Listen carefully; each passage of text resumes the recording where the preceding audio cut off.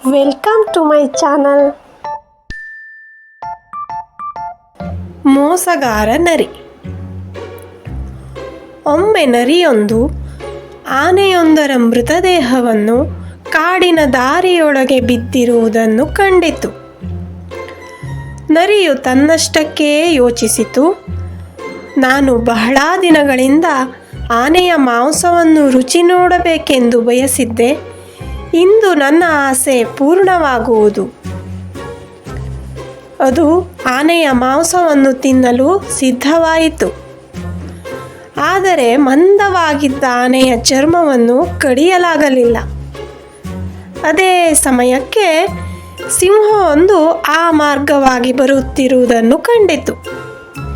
ಅದು ಸಿಂಹದ ಹತ್ತಿರ ಓಡಿ, ಹೇ ಕಾಡಿನ ರಾಜನೇ, ನಾನು ಆನೆಯ ಮಾಂಸವನ್ನು ರುಚಿ ನೋಡಬೇಕೆಂದುಕೊಂಡಿದ್ದೇನೆ. ನಾನು ಒಂದು ಸತ್ತು ಹೋಗಿರುವ ಆನೆಯ ದೇಹವನ್ನು ಪತ್ತೆ ಮಾಡಿದ್ದೇನೆ. ನೀನು ಅದನ್ನು ಹರಿದು ಕೊಡುವೆಯಾ ಎಂದಿತು. ಸಿಂಹವು, ನನ್ನನ್ನು ದಯವಿಟ್ಟು ಕ್ಷಮಿಸು ನರಿಯೇ, ನಾನು ಸತ್ತು ಹೋದ ಪ್ರಾಣಿಗಳ ಮಾಂಸವನ್ನು ತಿನ್ನುವುದಿಲ್ಲ. ಹಾಗೆಯೇ ಬೇರೆಯವರು ತಿಂದುಬಿಟ್ಟ ಮಾಂಸವನ್ನೂ ಕೂಡ ತಿನ್ನುವುದಿಲ್ಲ ಮತ್ತು ಬೇರೆ ಪ್ರಾಣಿಗಳ ಬೇಟೆಯನ್ನೂ ಸಹ ತಿನ್ನುವುದಿಲ್ಲ ಎಂದು ಹೇಳುತ್ತಾ ಅಲ್ಲಿಂದ ಹೊರಟು ಹೋಯಿತು. ಈಗ ನರಿಯು ಬೇರೆ ಯಾವುದಾದರೂ ಪ್ರಾಣಿಗಳು ಬರುವವರೆಗೆ ಕಾಯಬೇಕಾಯಿತು. ಕೆಲ ಕ್ಷಣದಲ್ಲೇ ಹುಲಿಯೊಂದು ಅದೇ ಮಾರ್ಗದಲ್ಲಿ ಬಂದಿತು. ಆನೆಯು ಮಾಂಸವನ್ನು ತಿನ್ನುವ ಆಸೆಯು ನರಿಯಲ್ಲಿ ಇನ್ನೂ ಹೆಚ್ಚಾಯಿತು. ಅದು ಒಂದು ಉಪಾಯ ಮಾಡಿತು. ಅದು ಹುಲಿಯ ಬಳಿ ಓಡಿ ಹೋಗಿ ವಿನಮ್ರವಾಗಿ ಹೀಗೆ ಹೇಳಿತು, ಹೇ ಶಕ್ತಿಶಾಲಿ ಹುಲಿಯೇ, ನಾನು ಒಂದು ಆನೆಯನ್ನು ಹತ್ತಿರದಲ್ಲೇ ಮಲಗಿರುವುದನ್ನು ನೋಡಿದ್ದೇನೆ. ನೀನೊಬ್ಬ ಮಾತ್ರ ಅದನ್ನು ಕೊಲ್ಲಲು ಸಾಧ್ಯ.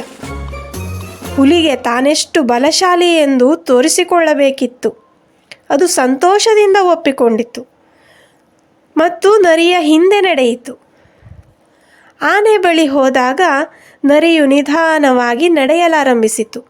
ಅದು ಮೆಲ್ಲಗೆ ಹೀಗೆಂದಿತು, ಅಲ್ಲಿದೆ ನೋಡು ಆನೆ, ಹೋಗಿ ಅದನ್ನು ಸಾಯಿಸು ಶಕ್ತಿಶಾಲಿ ಹುಲಿಯೇ. ಆನೆಯು ಈಗಾಗಲೇ ಸತ್ತಿದೆ ಎಂದು ತಿಳಿಯದೆ ಹುಲಿಯು ಅದರ ಮೇಲೆರಗಿ ಅದನ್ನು ಸೀಳಿತು. ಹುಲಿಯು ಇನ್ನೇನು ಅದನ್ನು ತಿನ್ನಬೇಕೆನ್ನುವಷ್ಟರಲ್ಲಿ ನರಿಯು ಅರಚಿಕೊಳ್ಳಲು ಪ್ರಾರಂಭಿಸಿತು, ಸಿಂಹ ಸಿಂಹ ಸಿಂಹ.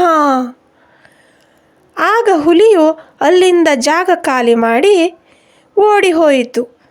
ನರಿಯು ತನ್ನ ಬಹುದಿನಗಳ ಆಸೆಯನ್ನು ಪೂರೈಸಿಕೊಂಡಿತು. ಈ ಕಥೆಯು ನಿಮಗೂ ಕೂಡ ಇಷ್ಟವಾಗಿದೆ ಎಂದು ಭಾವಿಸುತ್ತೇನೆ. Thank you for watching. Don't forget to share and subscribe.